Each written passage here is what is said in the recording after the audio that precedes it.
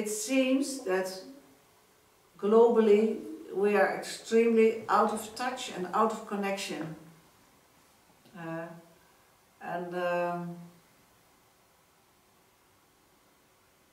Maybe this is actually one, if not the biggest ailment of these times.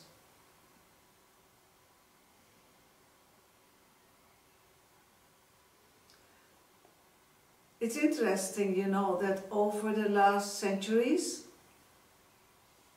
the people who lived in connection with nature, with the families, with the children, the elders, the food, the working on the land,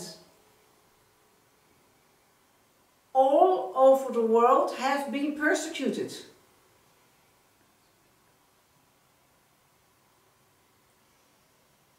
The people who left no footprint, who lived in balance with the animals, with the trees and the rivers and the waters and the mountains.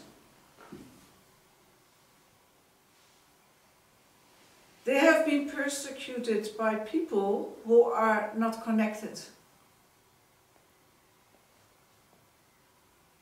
If you live in connection, you cannot even do that.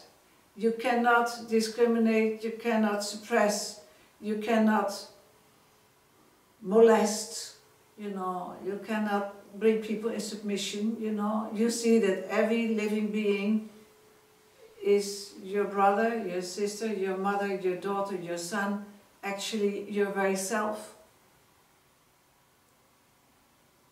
And this is one of the biggest ailments, and it's very much magnified these days, that we are completely out of connection. And the biggest pain, of course, is that we are out of connection with our divine nature, with our true self. So now, this is the end of the word connection.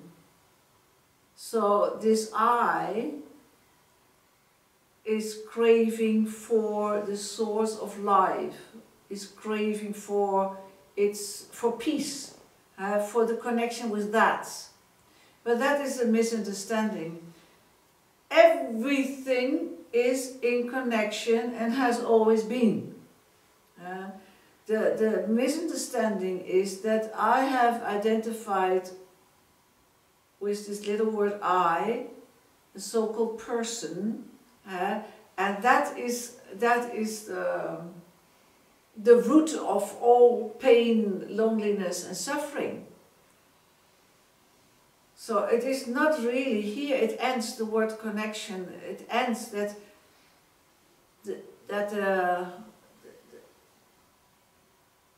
the conviction, the belief, the identification with this word I, in this word I, you know, this needs to be cleared up.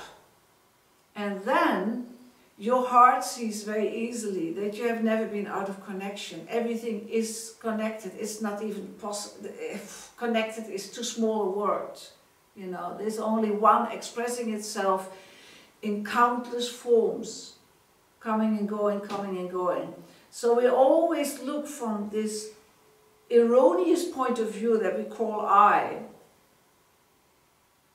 But the place from where we look already is erroneous, already is a misunderstanding.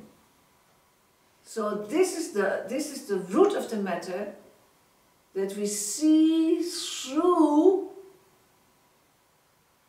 this word, this place that we identify with, this body that we identify with, or for some people their belief systems, or you know.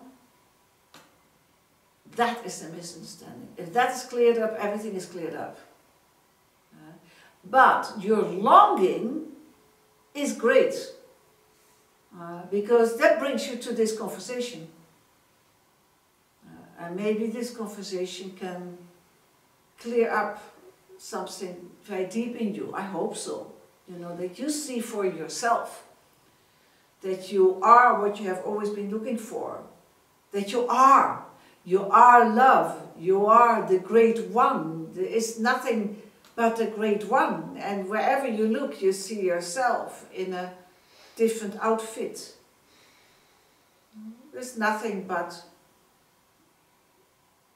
the One that is undividable. This you just need to see by heart. And then peace will befall you. Peace will befall you. Love, joy, you know, a very profound compassion. Total, you know. So that's very beautiful. Here actually is the end of connection. It is the beginning of the realization that there is nothing but undividable one. You may call it God, you may call it mystery, you may call it any name, you know, because there is not really a name for it. All names that we use are pointers. Because this great mystery cannot be contained. It cannot be defined. So all words are just showing you a direction. The direction actually is always here. The head bowing, you know, into the heart, into your wisdom heart that is universal. It's not really your heart. When you bow into your heart, you will see there's only one heart.